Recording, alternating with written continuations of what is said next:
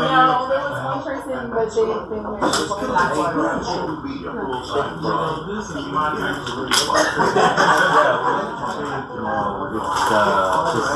1 year for holding that. That's yeah.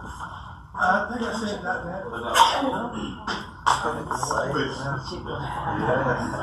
Wait, this one right here, everyone likes to play. How you morning?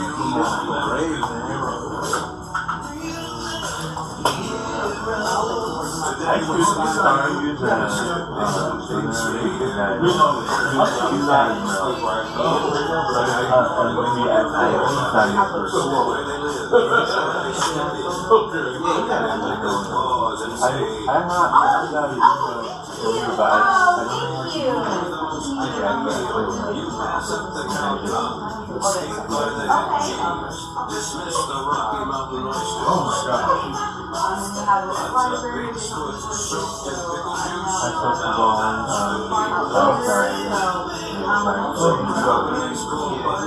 You're gonna need it. Yeah.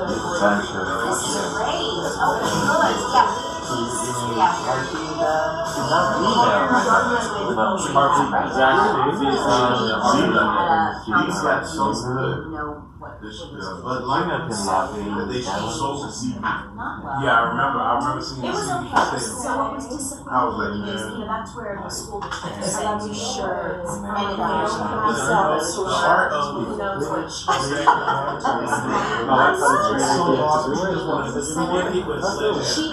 What did you say? I can't, because I forgot. So my mom's about signs. it's just like I love that. Very frustrated because I'm like, you're my counselor.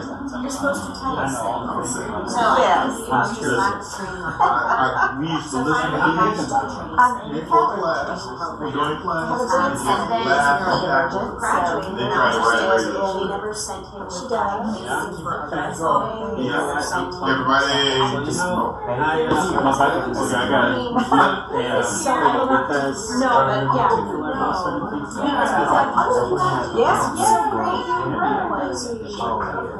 Well, you they say that there's such a broad spectrum that you could be somewhere on there just, and you always thought you were quirky or whatever, because you didn't know. Things that we can, we don't do that. We can find it, and then if there's Oh, yes, anything you yes. leave on there, then We have those know. too. So I'm not doing or about and I worked my way up and changed something. And I said, this is and so she set me up with another counselor, and now we're having a meeting with that another counselor next week. So it's been a year and a half. Oh, no. Yes. I know, it's because somebody had to be called to do it. The rest of us weren't called.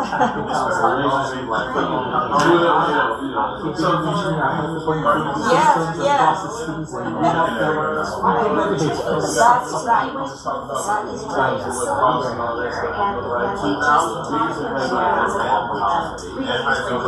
She just launched it. I've learned about some finances, like how we all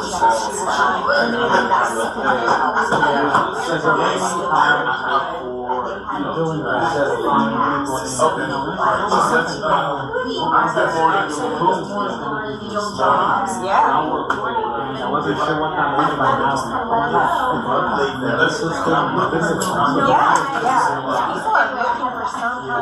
I'm sorry. Daily lives. That's someone who once I get that information, what I'll do is I'll definitely try to schedule some time. he's not friendly. And we'll try to work with me. Let's sit down You work overnight? Yeah, right. When you're little. My daughter was 5.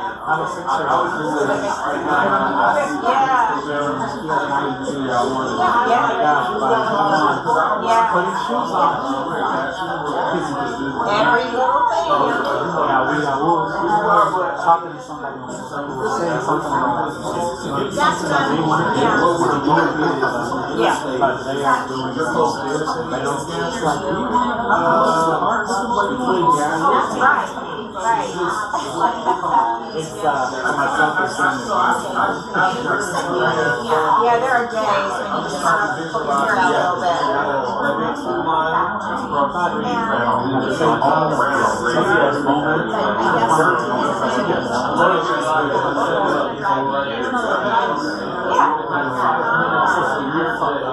Right.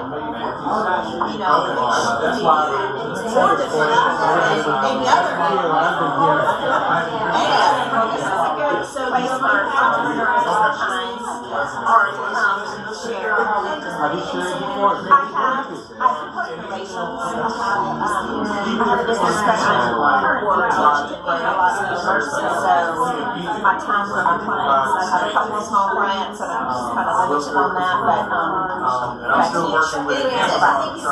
Information courses. Yeah. In the field. I'm still walking around. Especially, I think I'll be flash driving and stuff. Right now, everybody's just worried. Worried about what it's doing. All right, folks, good morning. If you can, please scan in with the QR code so that we can take attendance and let them know that we are here. If this is your first time with us, thank you and welcome. Please also scan in with the QR code and fill in your information so we can stay connected with you. Thank you. We're going to get started in about 2 minutes, so thank you all. The comedian, he was with Cat Williams on his show. And he was going Did down you so get my the city. presentation this morning? Yes. And we had a good time. It was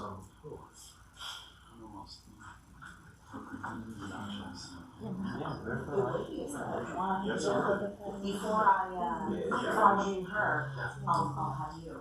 That'd be great. All right, folks, one more minute, please. Scan in. Thank you.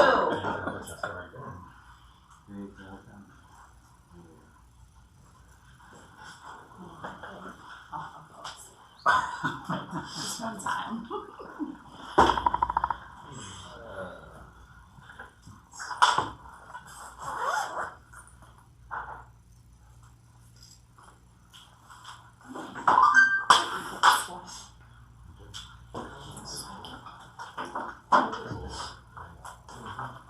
All right, now I'm just going to go ahead with our housekeeping. So, again, welcome. This is 1 Million Cups. We meet here every Wednesday at 9 a.m. The mission of 1 Million Cups is to lower the barrier of access to education, resources, and connection for all types of new, seasoned, and aspiring entrepreneurs throughout the United States. So we are one of many meeting every Wednesday morning at 9 a.m. We are a national foundation group, and our closest chapter is the Charleston location. Our key pillars is we give presentations, not pitches. We make authentic connections, not just networking, and we're radically and intentionally inclusive, and we're run for the community, by the community. And what I mean by that is we have these local businesses that bring this to you every week. So we supply the coffee, we do the marketing, we bring you all here, and all we get for this is a lousy t-shirt. Show 'em, boys! That's it. All right? If you'd like to be a part of this, we've got extra work for you. I'd love to have you help our team, so please reach out to me and let me know. We also appreciate USC Columbia Technology Incubator for allowing us to be in this space. This is probably a good time to transition to you. So let me bring on Rick real quick. He's going to talk about the building and what's going on here with us. So, you guys, probably a lot of you have been in church, you know, have been at least exposed to it. You know, there's a fine line between mercy and grace, right? So, the best explanation that I've come up with through the years, excuse me, I've got a piece of hair in my mouth, is that grace is getting something that you probably don't deserve, and mercy is not getting something that you probably do deserve, right?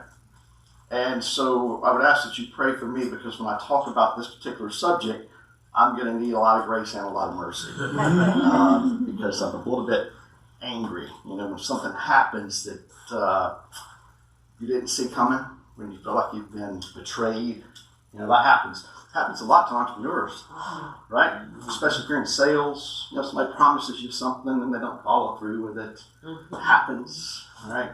I tell people all the time in entrepreneurship, better get comfortable being uncomfortable, right? Because that's part of the game. But a lot of you know, and I think I may have even said it in this room, that we were designated to go into the TAPS building on Main Street. Now, if you don't know what the TAPS building is, don't know the story behind it, it's one of the most iconic buildings on Main Street. It's got a long history. It's on the National Register of the Historic Archives. It's a super space. We had a lot of meetings, had brought in a lot of potential partners into this.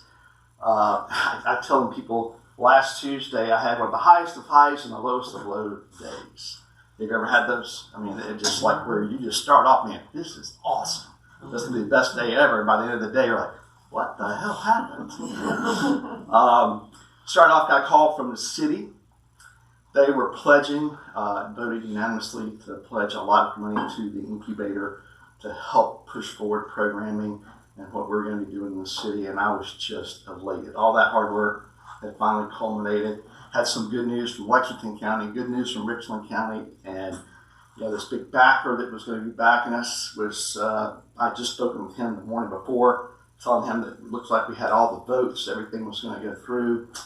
And literally at about 2:30, 3 o'clock, somebody called me up and said, hey, I think we should go have a celebratory cocktail. You know, let's go celebrate for a little bit. And I said, you know, that sounds like a phenomenal idea. Let's do that. And by the time that I walked into the restaurant, I had a text on my phone from one of the council members. And it says, what the bleep? And it was a post that had been put out to the press about somebody else that had taken over the building. Now, I'll tell you the story of that because I think you have to understand, you know, I'm always thinking about when things happen, what do we learn from that? You know, and what's the lesson that I need to learn from that? And one, it ain't over until it's over. You know, until we move into the building and we're actually there, we probably need to think about having already paid the first lease payment. Something could happen, right? And even then, there are things that can happen. But obviously, that was the low, right? I had been betrayed. And even been betrayed within that 24-hour period of time. You had somebody telling you that this was moving along and then to get yanked out. Now, what does that mean? Nothing. We're still moving forward. We're not being kicked out of the building anytime soon. And by the grace of God, and thank your council members when you see them, and the city and county, everyone's standing behind their pledge. Right? So we're gonna still be okay, but we gotta find new space. I'm not gonna let any grass grow under my feet.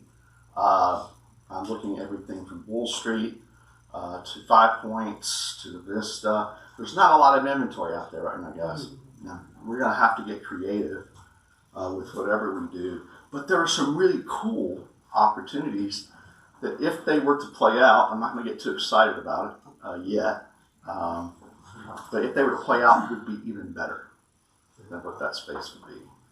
But you guys, the Million Cups has been a part of this fantastic story over the last year and a half.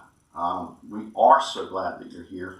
And in the minds of the family of the incubator, you are part of the family of the incubator. And we really do appreciate you guys being here and allowing us to serve you in whatever small capacity we can. So I want to make sure you got that update from me and that you heard it straight from the horse's mouth, and dispel anything else that might be going on out in the rumor mill. But that's 100% what happened, and we're going to move forward. So again, thanks for helping. Thank you. Thank you. Roll with the punches as entrepreneurs.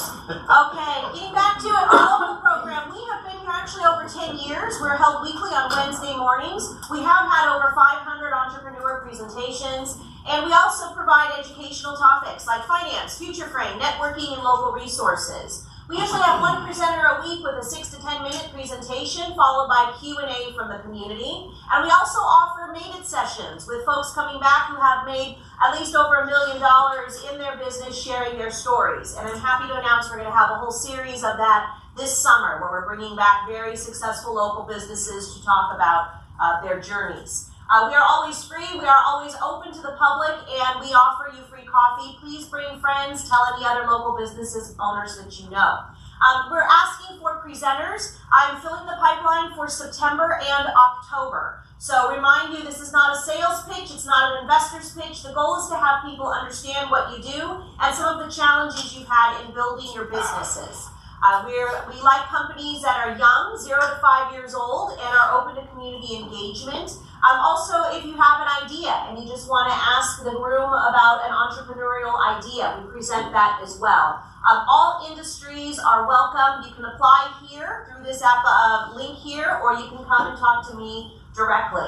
This is our local Facebook page. We have 2 Facebook pages, one for 1 Million Cups Columbia, which is kind of the big main landing page, and this one, which is our little family homepage. So if you're not on this one, please follow this one as well. This is where we'd like to get engagement, share local resources, questions, and information. Can I chime in real quick? Yes. So you said 6 to 10 minutes, and I know coffee is more on the 6 minute side. Yes. So if we can try to keep it at 6 minutes, that will allow for more conversation.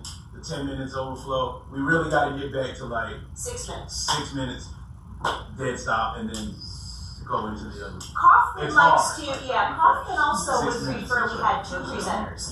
Yeah, and we would love to get back I to would love to get to that. So we might, again, as we get this growing, I'm booked through September, but if we start, doing this, we can probably squeeze in 2 presenters a week. Yeah. So I had to fill the pipeline in order to get us a presenter a week, but now I think we're approaching that, so hopefully next year we'll go 2 Perfect. per week.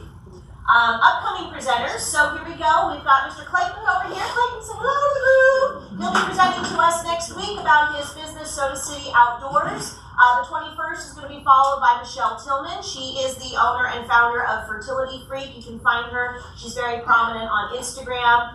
Miss Mia Ulmer, she is with Ulmer Expressive Therapies. They do therapy through art.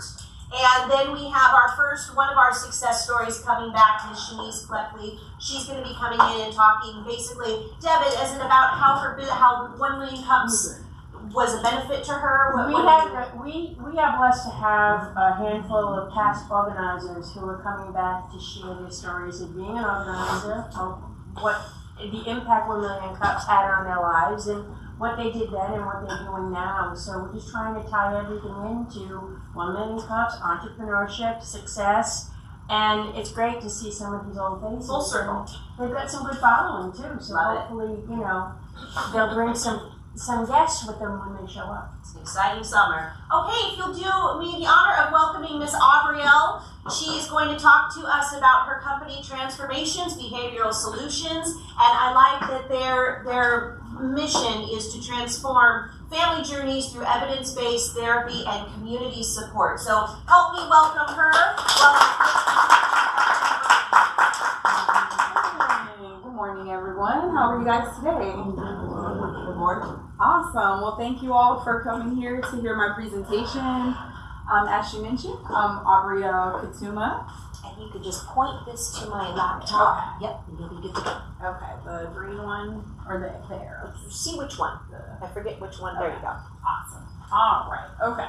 Well, we'll jump right in. So I am a board certified behavior analyst. The things that I do in my work, the business is primary 3 services. I do insurance-funded evidence-based therapy, so one-on-one ABA therapy for children diagnosed with autism. Currently, I'm doing a 2-tier model where I provide direct services to the child. However, I may switch to 3-tier at some point. That is most common in the field. Produces its challenges, but for now, we are offering 2-tier services. I also do parent coaching. So I do group trainings and I do individual private pay coaching. And that's more for anyone. So if any parents are in here, you know it does not require diagnosis to need some support with raising your child. So that is for any parent who has any child with a behavioral need, including adults. I do have experience working with adults. We do primarily focus on supporting parents that have children with a neurodevelopmental disability, so autism, developmental delay, things like that. But again, behavior challenges are not limited to children with a diagnosis.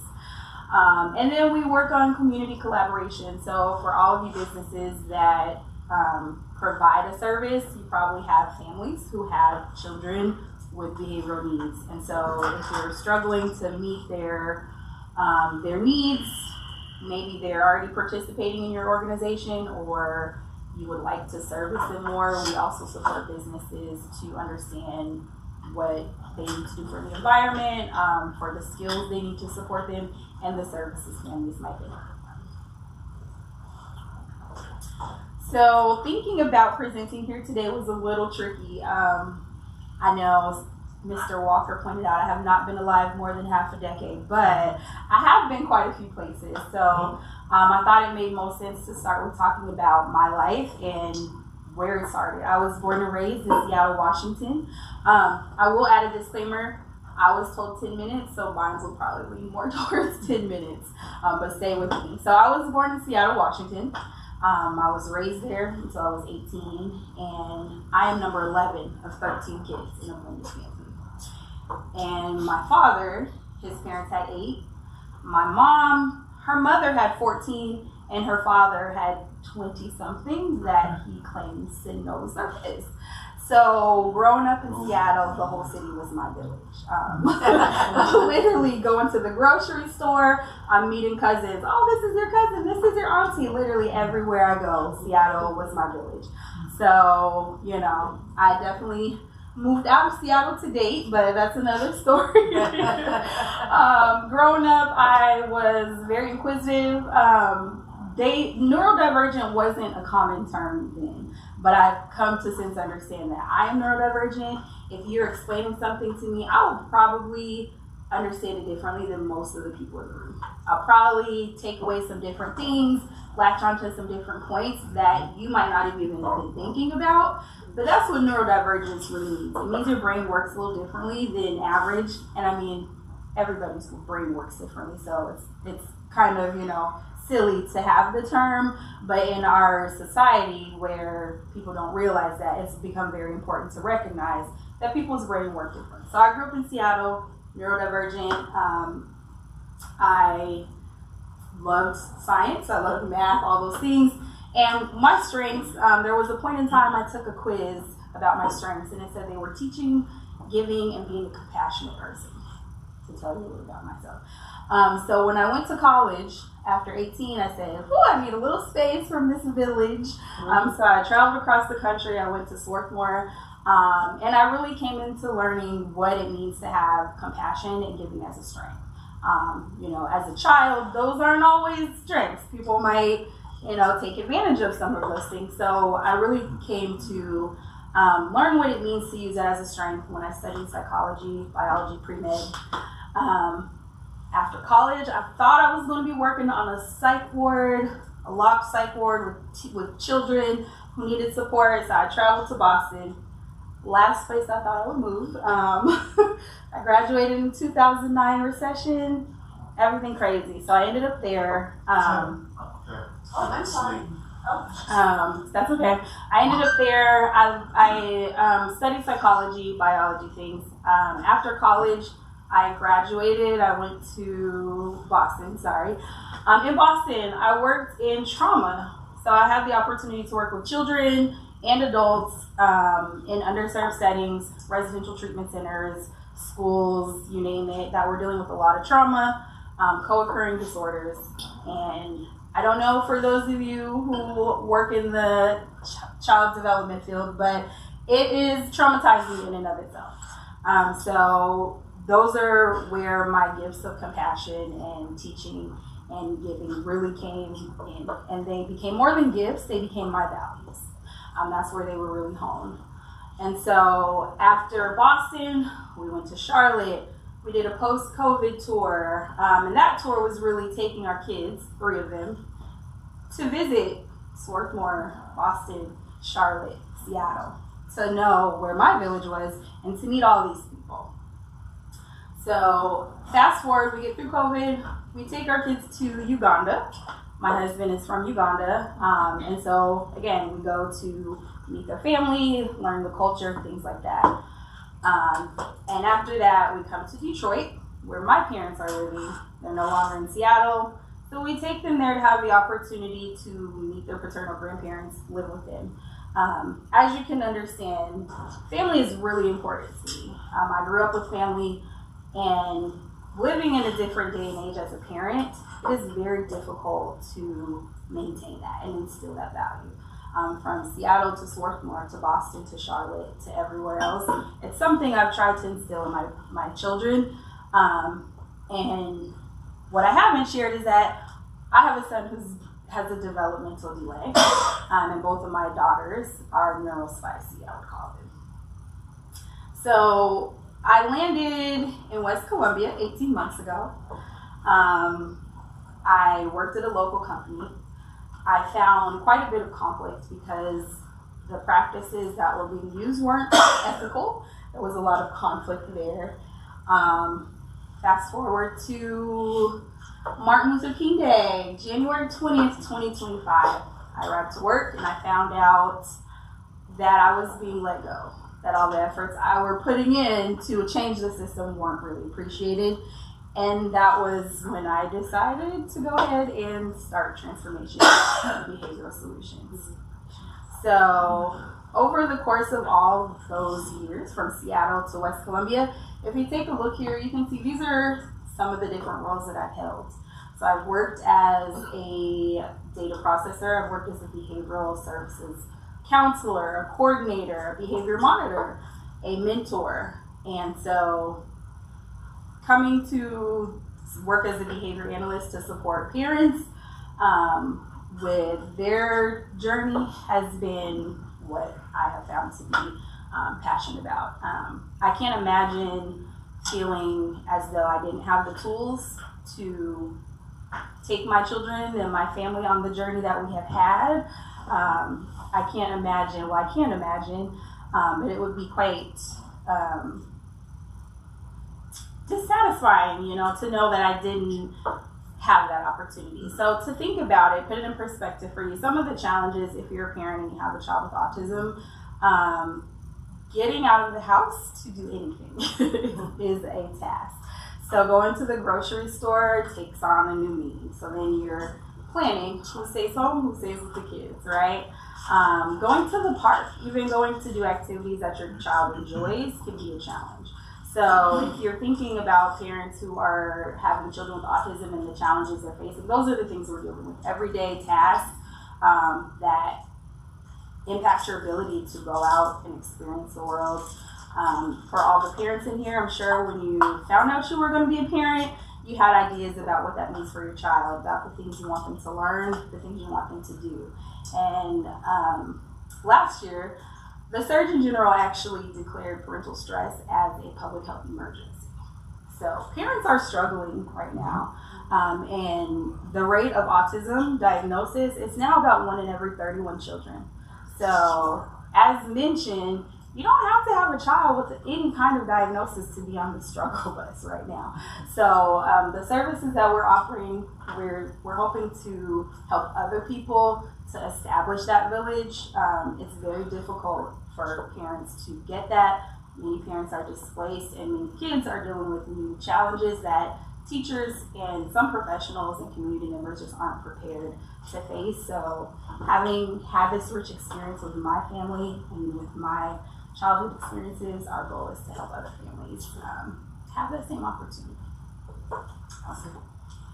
And then I think do I wait for the question or just go for it? Now. We'll talk about it. How can 1 Million Cups help us? Awesome. So one of the things you can do is help with local connections. So we're at the same time I'm building my business, I'm still working on building my village here. As I said, all of you in the room, thank you for being here because 1 Million Cups is a part of my village, right?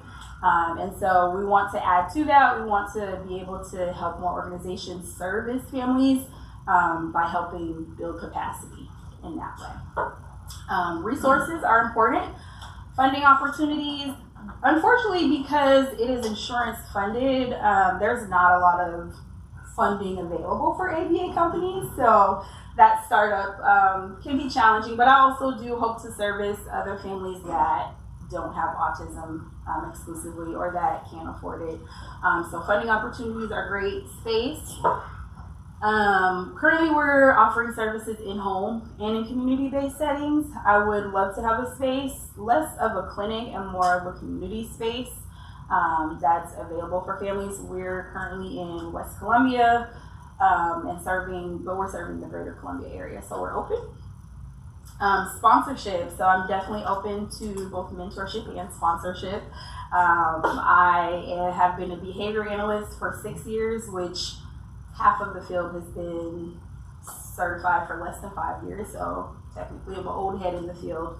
But I'm new to entrepreneurship, so any support with that I appreciate and welcome. Materials and donations, so for therapeutic services we do use materials, and we also work with community organizations. So we just did a toy drive for a business that has toys to make sure they have sensory toys available, so things like that. And then collaborations. I'm always looking for opportunities as well to share that your business can service families, because families are looking for resources. And then lastly, community support. Like, share, follow our page, and then of course just, be a part of our village and support other families that you encounter. Thank you, Aubrielle. All right, we open the room to questions. And yes, gentlemen in the front, right away. Go ahead. First of all, I want to thank you for what you're doing, being someone that has 4 nephews that have autism, some 2 or 3 on the 2 scale, and actually have a rare verbal 3 scale. Thank you for what you're doing. Other than that, I mean, anywhere to help, let me know. Absolutely, thank you for that. Oh, look at that. I'm sure you all heard like the classic SWOT analysis, strengths, weaknesses, opportunities, threats. What are your threats? Who's your competition? And what do you have different from them? That's a great question. So one thing about ABA, as I mentioned, with the demand rising, even with competitors, there's a shortage. There are parents who are spending years on wait lists. First to get the diagnosis and then to access services. Well, yes, that as well. So, and South Carolina specifically is pretty under-resourced. I've worked in 5 different states, and so far it has the fewest number of providers of all the states I've worked in. And so, but the competition that is out there are other companies that are providing home-based services. There are companies that are also providing clinic-based services. The thing that I'm doing differently is that there's several things. One, I'm offering flexibility. So a lot of the models out there, the clinic models especially, they often require high minimum hours. So like 25, 30, 40 hours. Because the reimbursement rates are quite low here in South Carolina, it makes it more profitable for them to kind of take on a model that can, there's some different things within the industry that make it more beneficial to have more hours. And that often leads to some parents not being able to access services because they might not want to remove their child from school or other things. So I collaborate with schools, I collaborate with other providers, and I actually take that into consideration when I'm deciding when I'm making a clinical recommendation for hours. Yes. I have a basketball. No. Go for it. You just did. Yes. Yes, next. Thank you, Aubrielle. Now your income depends on federal, state funding, local funding, or insurance. So I'm in network with both private, like Medicaid and commercial payers. But there was actually a mandate. So some parents sued every state to mandate that insurance, including Medicaid, covers ABA therapy, which is part of why the demand is so high and the wait lists are so long, is that virtually every, there's some limitations you can get around it, like 2 employees, things like that. But insurance companies are mandated to pay for this therapy. Now, what the presidential administration is doing now, the federal funds on it, is it going to affect you? It could potentially, but my income sources are pretty diversified. So I do have private insurance, Medicaid, I do private paid parent training, and I do group trainings, and I also am looking into contracts. So it could, but at this point in the field, we're not really seeing it. We're still kind of waiting to see what that looks like, but there is still funding out there, and parents will pay for what their children need. Now, I don't know if you knew that Tara has a Yes, we do. group that meets every first Thursday. Oh. Have you been going there? No, I do not know about you. I'm an autism parent. Oh. Yeah, Yeah. but I do. Yeah, the last Thursday of every month in the Northeast, we have a parent support group Okay. who meets to support each other. It's not specifically autism; it's any special need parent. But Okay. I'll give you the details. We'd love to have you come and Awesome. talk with these families. It's great. Wonderful. Thank you for that connection. Yes. You said you collaborate with schools. Do you provide services at school? That is the goal. I have not put that package out yet, but the goal is to work with schools. So what's going on with schools is they put out a memo last year because a lot of schools have not been allowing ABA providers in schools. Another thing I've not seen in any other state except South Carolina. But they put out a memo that requires schools to consider it on a case-by-case basis as opposed to just a blanket rejection. And I've spoken with some parents who had success, and I've also spoken with more parents who have not had success, though. But I do think it depends on the provider to some extent and how open and willing and capable they are collaborating. Great question. Yes.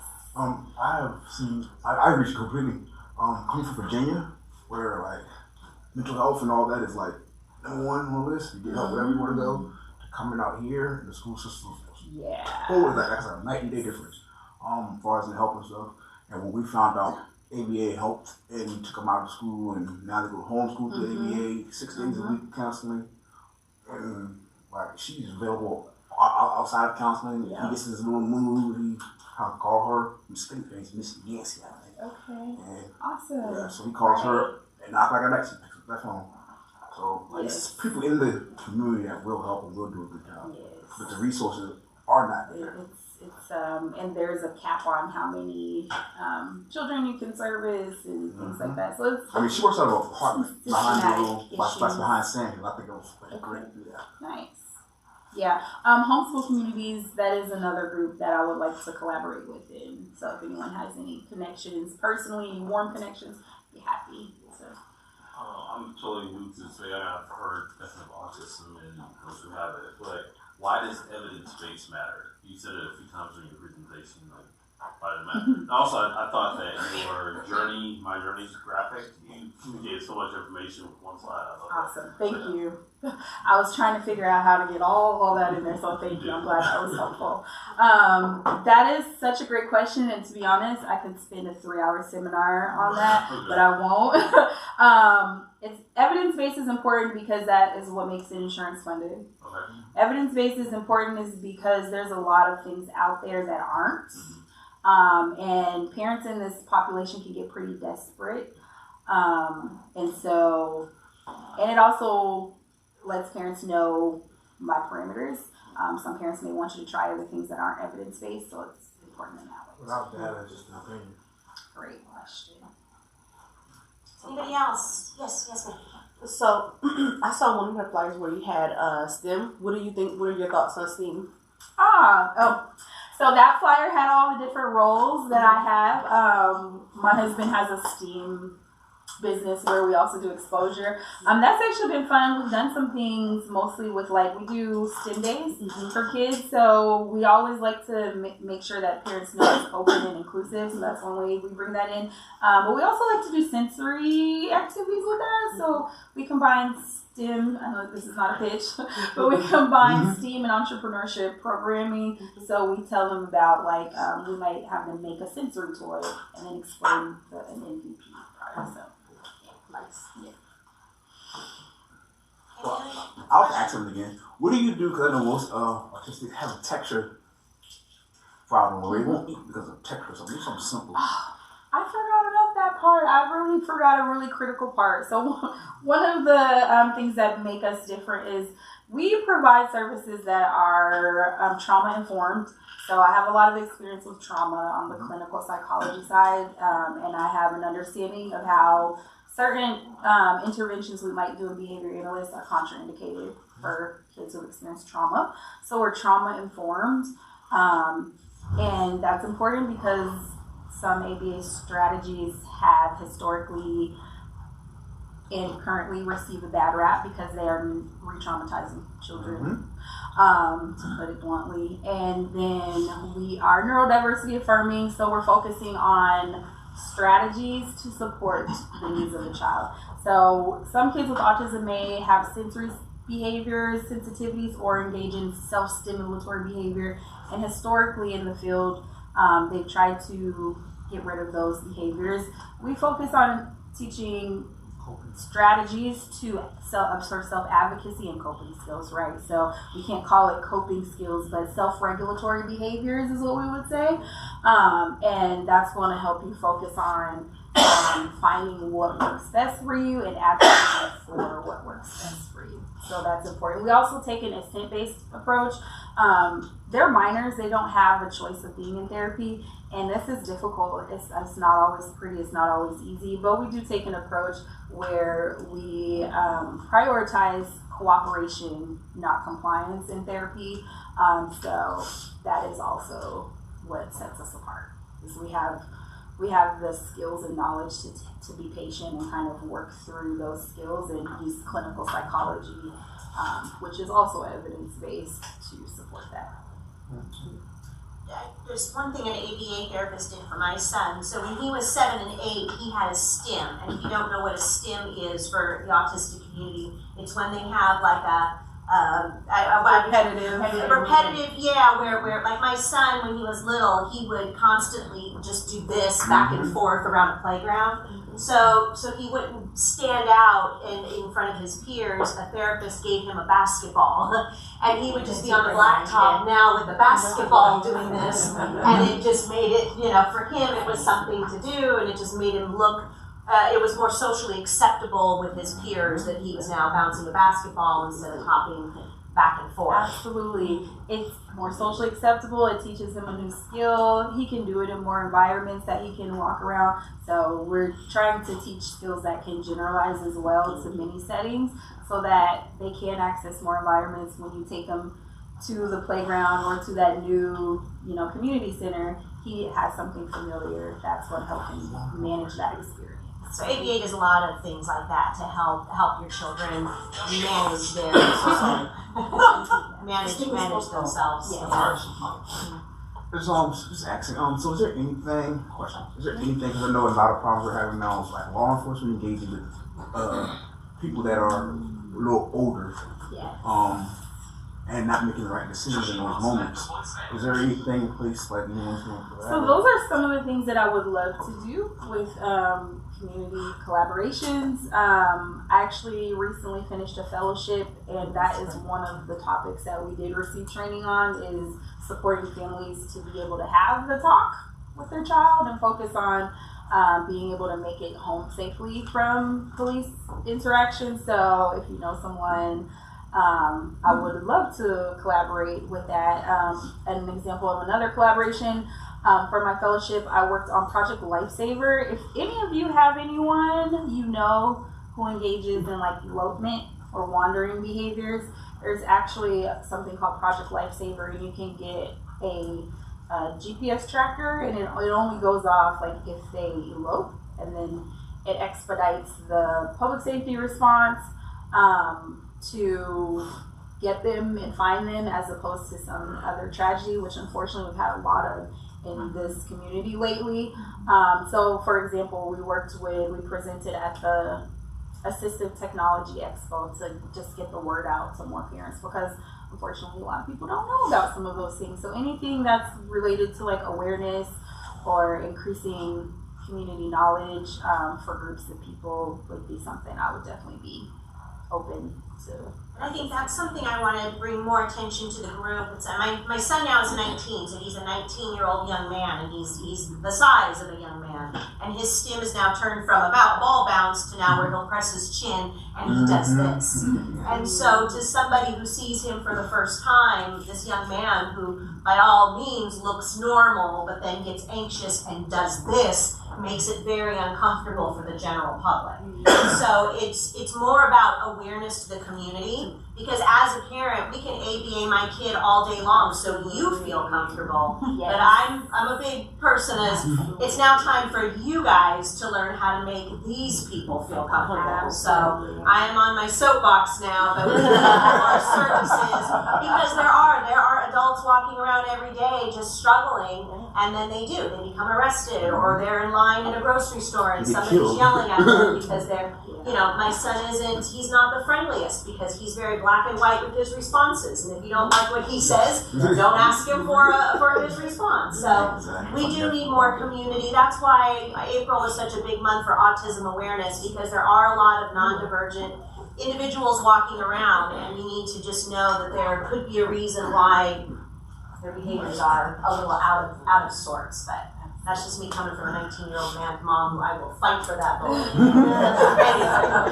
No, that is a great thought. I would add, if you find yourself or you know someone who does complain of something like that, I would be more than happy to have a conversation similar to that and just provide additional information and answer questions. I'm very open to any opportunities to increase awareness and acceptance and education. Any other questions or comments? Or yes, sir. In your business, I see it's a very important community service between autism and Down syndrome and all that. But are you mentoring some other folks to come along beside you who can possibly one day expand your service? That is part of the goal. There is definitely, as I mentioned, a shortage of providers. I have historically done that, and I do hope to do that. Sorry, I have one more question. Hold on, right behind you. I'm not gonna. Have you ever considered creating resources for the parents or for the caretakers to kind of do like a shareable, like the Johnny Suite, where you can sell the professional services of how to resource them to resource their autistic child? The reason why I say that is because it's clear like this is a passion issue for people who really care about their children. Yes, actually, I have considered it.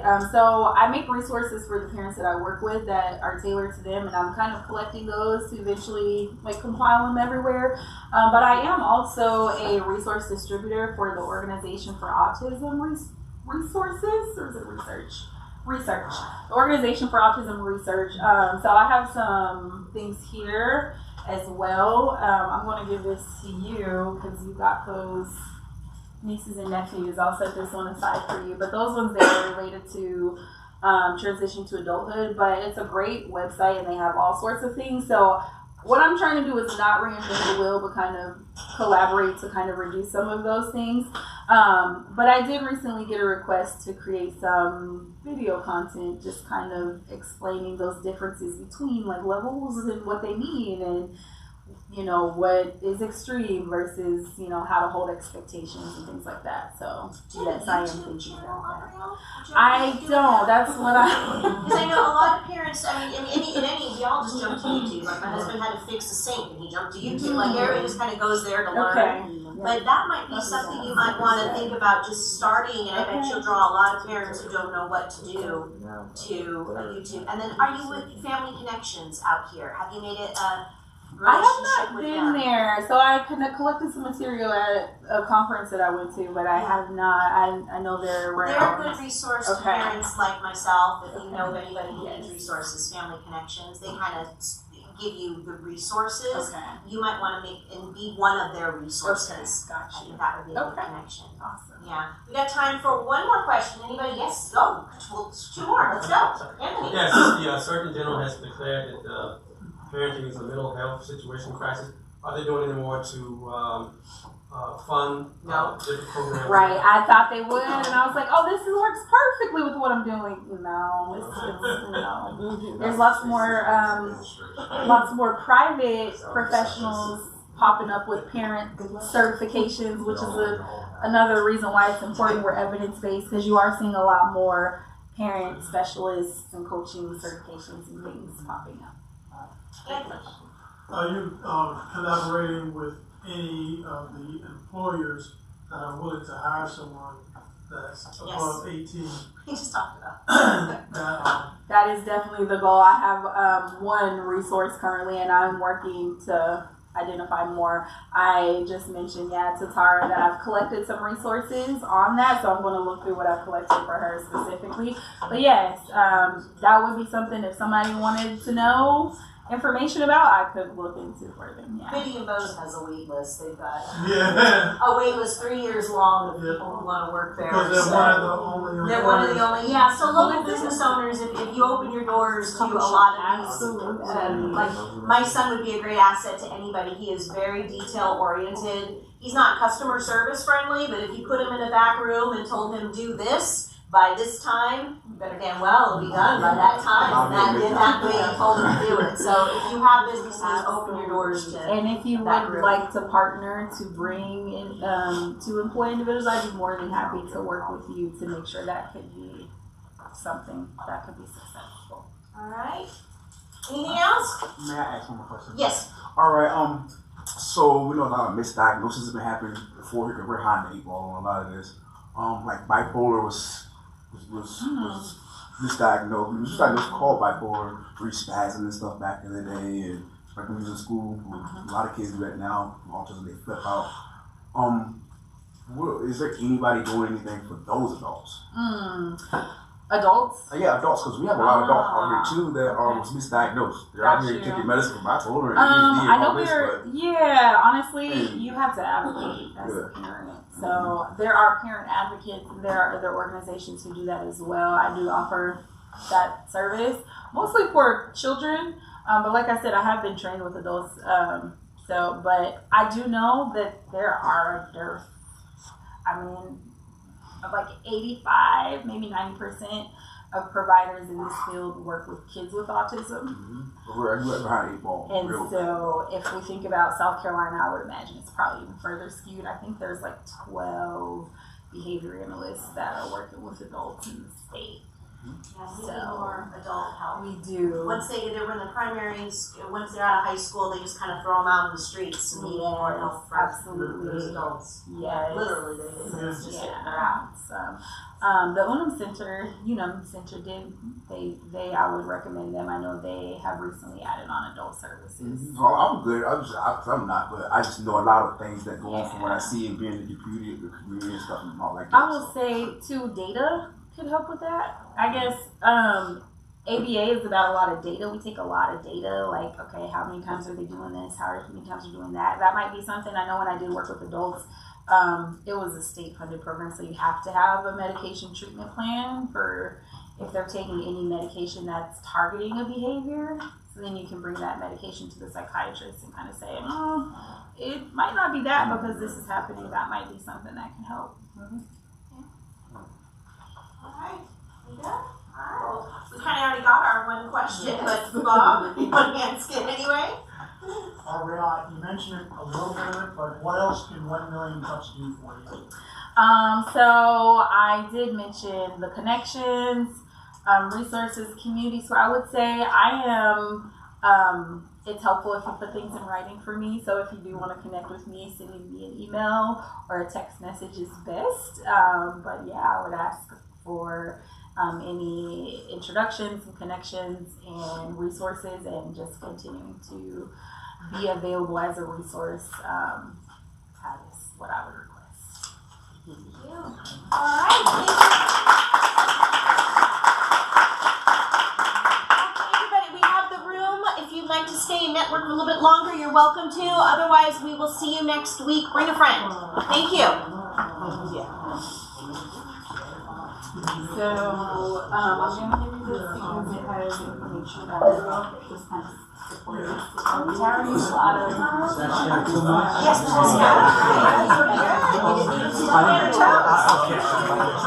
I'll just send your website to my daughter so that she will look into it, see if there's opportunities there. Sounds like you're getting thank you.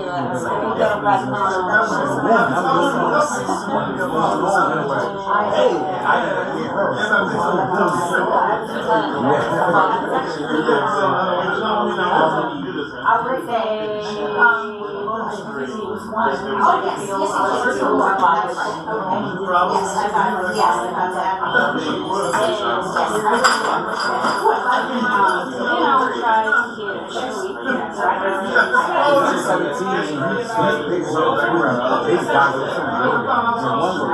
really quiet to himself. He got acting. Full conversation. It's the one who bites. He's like 7. He's I expect he called his name. He got some 10 or something. So what we doing in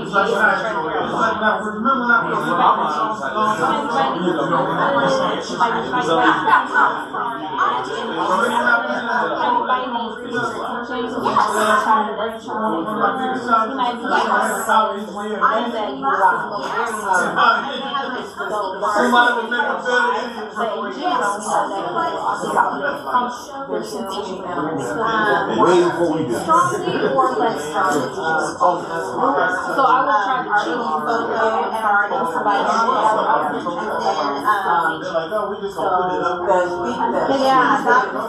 anything that you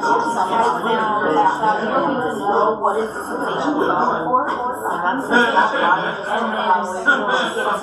Call his name out. He's yelling.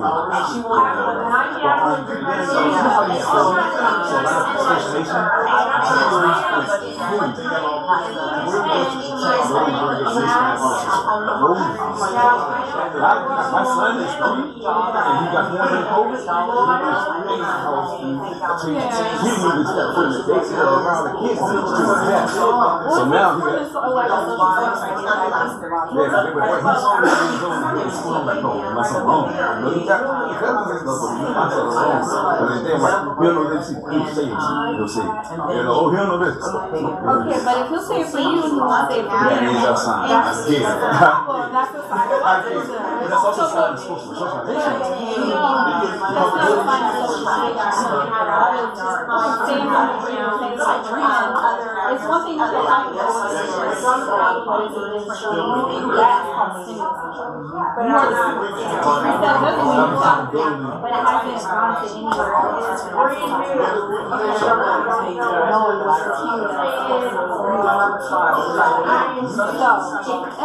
with I'm not never wrong with it. I cried when I said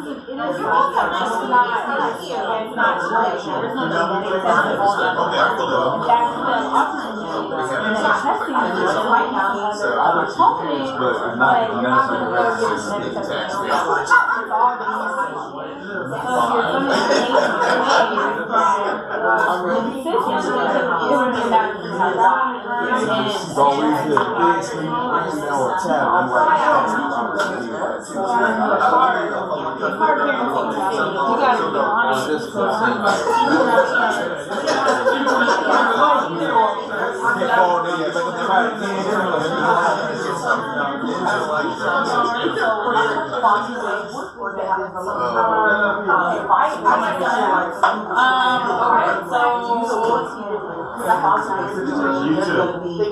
Honestly, I will say kids, we have to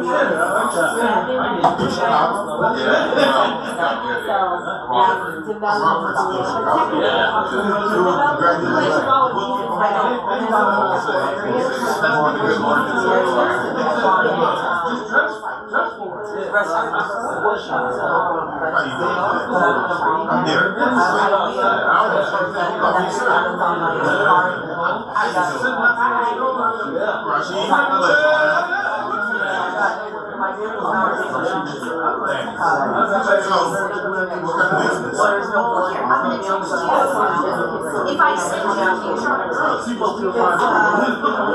what's going on in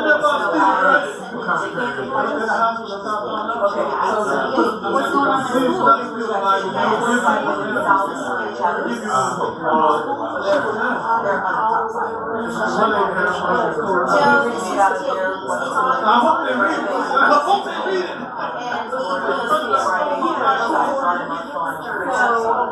The IEP is only for students. So if she's doing fine in school, she can have a 75 diagnosis and not going to do an IEP. It's not for nothing to have an IEP. It's for whatever you have to challenge. You might be able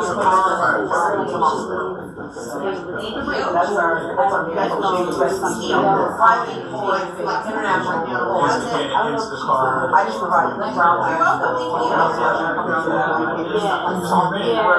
Yeah. So if they can manage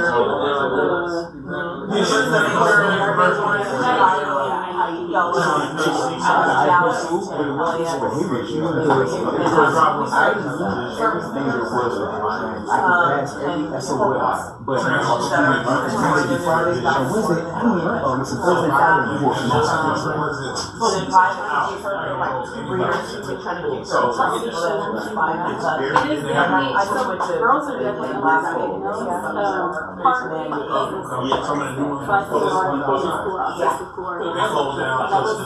Well, I see that too.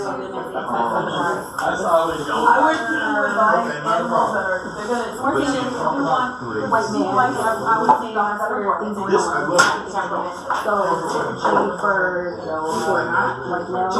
whatever.